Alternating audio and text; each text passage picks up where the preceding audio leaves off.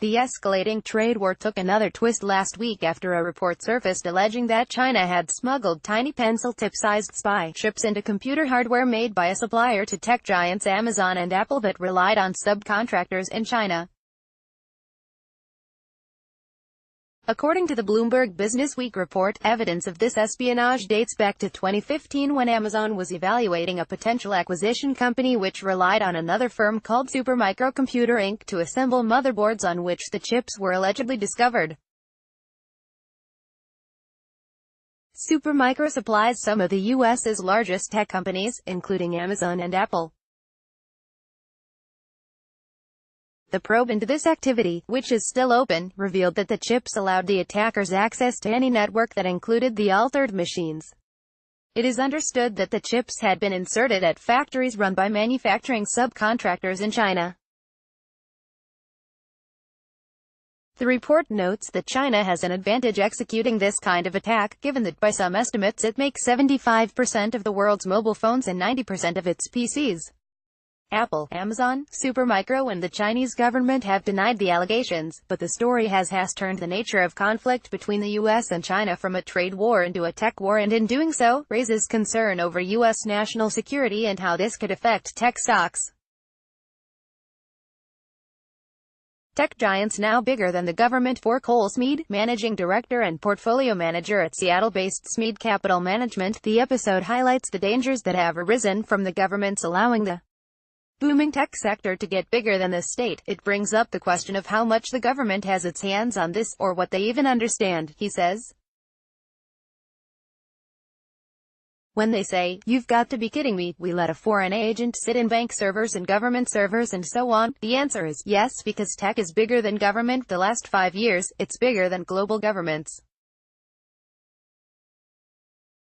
Look at the cash piles. Indeed, the Fed's balance sheet stands at about $4.20 TRN, £3.20 TRN, €3.60 TRN, dollars, whereas the combined market cap of Apple, Amazon, Google, Microsoft, Facebook, IBM and Yahoo stood at about $4.40 TRN, according to statistics website Statista.com, a figure taken in June before Apple and Amazon each broke through the $1 TRN market cap barrier.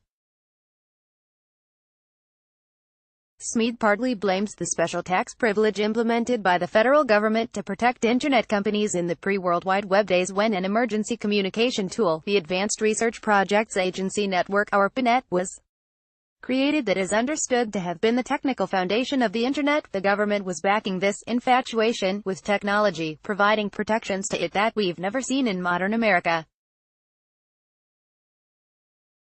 This was allowed under the belief that we were in the nascent stages of what technology could do, Smead wrote in a recent blog post.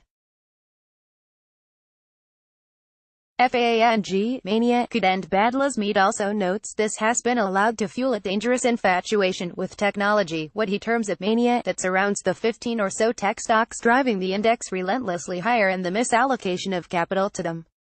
He is the largest sector weight in the MSCI World Index at 19.1%, while 5 of the top 10 constituents are IT firms, Apple, Microsoft, Facebook, Alphabet A and Alphabet C. He says like all manias, this one will end badly, stating that when it does 50 to 80% declines are not outlandish and even 90 to 95% is not far-fetched. Go look at every other mania. How did it end? It was catastrophic. It was nightmarish. We are going to see the madness of men. I'm not saying do not own U.S. stocks. I'm telling people not to own the market and the mania. Governance in U.S. tech. Compania Louise Dudley, global equities portfolio manager at Hermes Investment Management, says governance remains fundamental when analyzing companies within the tech space, particularly policies and processes around data privacy and cybersecurity. She adds, legislation in this space and also driving change in both the EU and the U.S. Ongoing education on these topics within companies is important, as well as having specific expertise within the leadership team and at board level.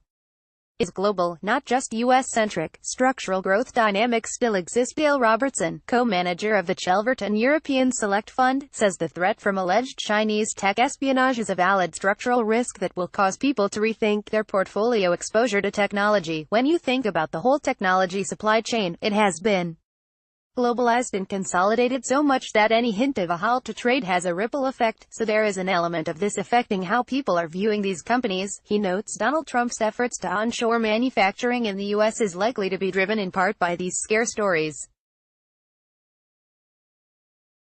Despite the heightened risk from a tech war, Robertson believes tech still has strong structural growth dynamics driven by companies' ongoing need to embrace artificial intelligence, big data and the storage of data. All of this will drive the creation of IT services companies supplying storage facilities and microchips. These are very strong underlying trends which we believe to be very positive, albeit it is difficult to call the extent of this tech war, trade war. I suspect we will have more exposure to this over the next 6 months. There are some very good companies in Europe that have exposure to this. Europe's thriving small and mid-cap IT sector. Robertson admits Europe is not well known for its tech sector, but says there is a thriving small and mid-cap tech space, particularly IT services companies. If one scratches beneath the surface, we believe IT services is a pocket of real value in Europe because of the growth of trends that play into it. I suspect we will have more exposure to this over the next 6 months. There are some very good companies in Europe that have exposure to this. For more insight on UK wealth management, please click on www.portfolio-advisor.com.